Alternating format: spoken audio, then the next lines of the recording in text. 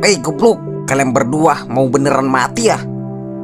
Cil, sumpah Cil, tas itu isinya batu. Kita ditipu Bang Jampang. Kami juga kaget. Untung aja kami masih diberi kesempatan buat kabur. Hampir aja kita ditahan sama bos kamu. Kalian gak ditipu Bang Jampang. Justru kalian diselamatin. Kamu pikir dia bakal kasih uang 500 juta itu terus bilang terima kasih? Kamu berdua hampir bikin kita semua mati. Ya bener Cil, maafin kita Cil. Kita cuma mau cepet kaya. Kita nggak mikir sampai situ. Ternyata kita ditipu. Denger ya, Pak Broto sekarang awasin kalian. Sekarang kamu berdua sembunyi. Jangan muncul di gudang atau sekitar pasar sampai saya bilang aman.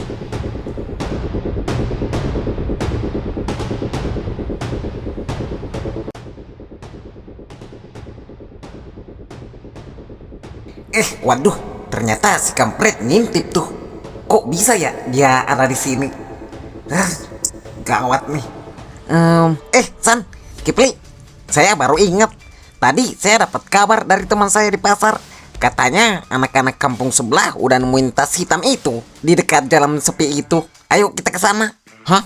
Anak kampung sebelah? Cil, bukannya barang itu? Udah, nggak usah banyak tanya. Keburu diambil orang lain tuh barang. Apa sih yang dimaksud Acil tuh? Saya nggak ngerti. Iya, saya juga bingung. Nggak tahu apa maksudnya nih anak. Udah, ayo ikut sekarang. Kita cegat mereka sebelum dibawa lari. Ya udah, ayo ikut aja.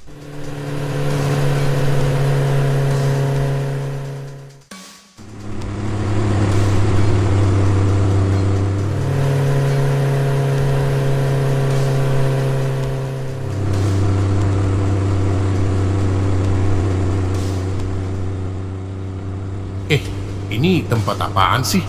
Baru kali ini saya kesini. Cil, kita sebenarnya mau kemana nih? Iya, kok kita lewat jalan beginian sih? Dengerin saya. Jangan nengok ke belakang ya. Uco lagi buntutin kita. Dan dia sudah nguping pembicaraan kita tadi di warung. Makanya saya ngarang biar dia dengar omongan kita soal anak kampung sebelah itu yang nemuin barang. Hah? Jadi pembahasan tadi itu bohong Cil? Pantas aja kamu bicara nggak jelas. Iyalah goblok, saya mau kerjain dia. Kita arahin dia ke pinggir rawa yang jalan sepi itu. Tapi sepertinya seru nih. Gila kamu Cil, ternyata otak kamu lancar juga ya kalau lagi kepepet.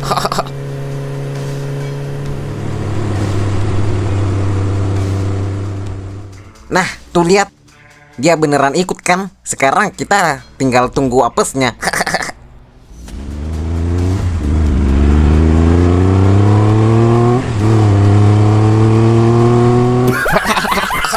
Mampus kamu. Yaudah, ayo cabut. Udah, ayo. Kok nggak bisa jalan sih? Sialan. Mana lubangnya dalam banget lagi. Jangan-jangan saya dikerjain nih.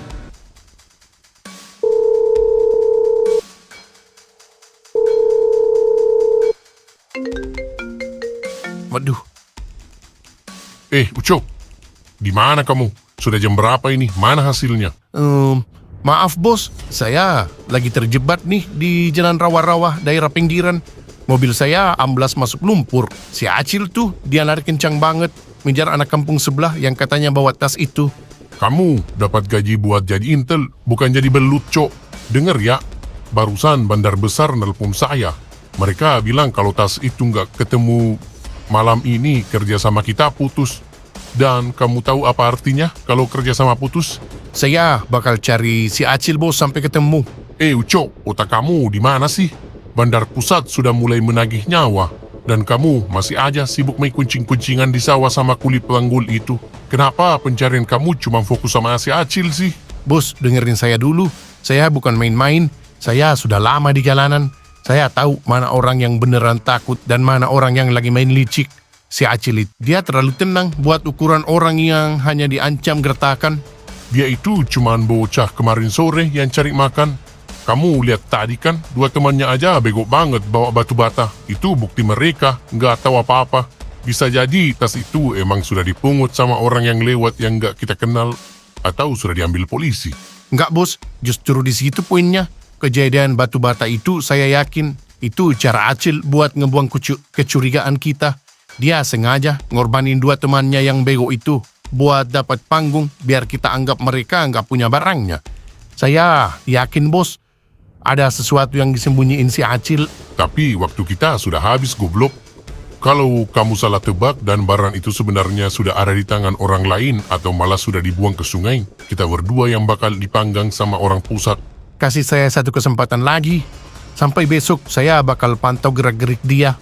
Orang kalau pegang barang panas, dia nggak bakal betah diam lama-lama. Dia pasti bakal pindahin barang itu atau nemuin orang yang dia percaya. Dan saat itu terjadi, saya bakal pastiin barang itu balik ke meja ini atau nyawa si Acil yang saya bawa ke sini. Ya udah, satu kali lagi Cok saya kasih kesempatan. Kalau kamu gagal lagi gara-gara kamu terlalu terobsesi sama si Acil itu, saya akan cari anggota baru untuk gantiin kamu.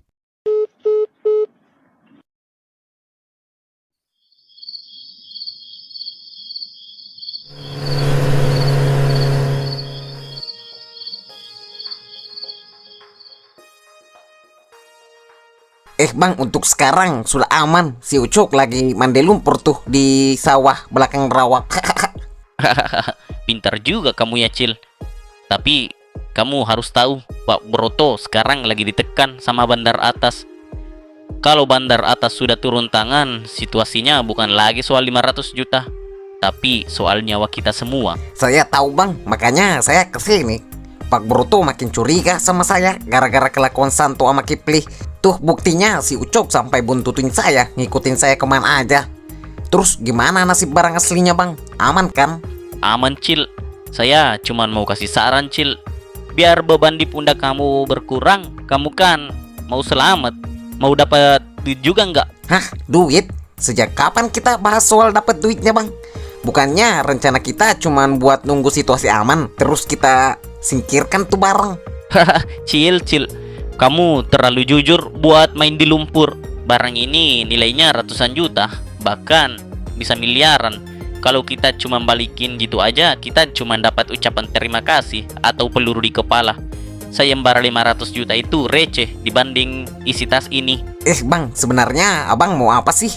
Abang nggak lagi pengen coba-coba main licik kan? Saya udah lama hidup susah, Cil. Pak Broto itu cuman semut. Kalau saya bisa dapat akses jual barang itu langsung, buat apa saya kerja sama dia? Kamu cukup dengerin saya dan kamu bakal aman. Jadi bang, tas batu bata yang dikasih ke Santo sama Kipli itu, abang beneran mau nyelamatin mereka atau abang cuma mau narik perhatian Pak Broto biar fokus ke mereka? Sementara abang nyiapin rencana lain buat barang asli ini. Nah, tuh kamu pinter juga.